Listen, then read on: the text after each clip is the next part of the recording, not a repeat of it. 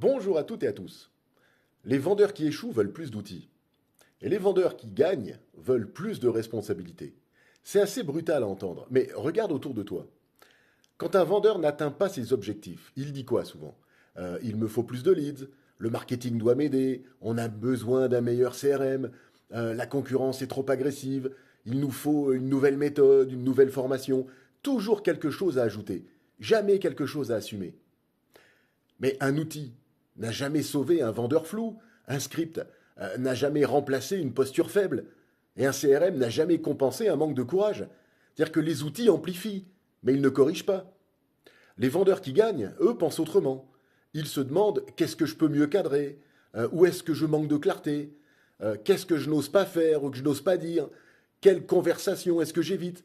Donc ils ne cherchent pas un nouvel outil, ils cherchent un nouveau niveau d'exigence. Et il y a un piège, c'est que le marché regorge de formations, de frameworks, d'automatisation, de tutos, d'IA, de templates, et beaucoup de vendeurs consomment tout ça, trop d'ailleurs. Mais ils évitent souvent la seule chose qui change vraiment la donne, c'est-à-dire la responsabilité totale. Donc il y a une règle simple, c'est que plus tu cherches des solutions externes, plus tu retardes ton évolution interne, c'est évident.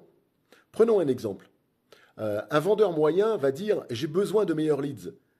Là où un vendeur efficace va dire si je ne sais pas convertir ceux que j'ai déjà, plus de leads ne changera rien, ça ne servira pas à mes intérêts.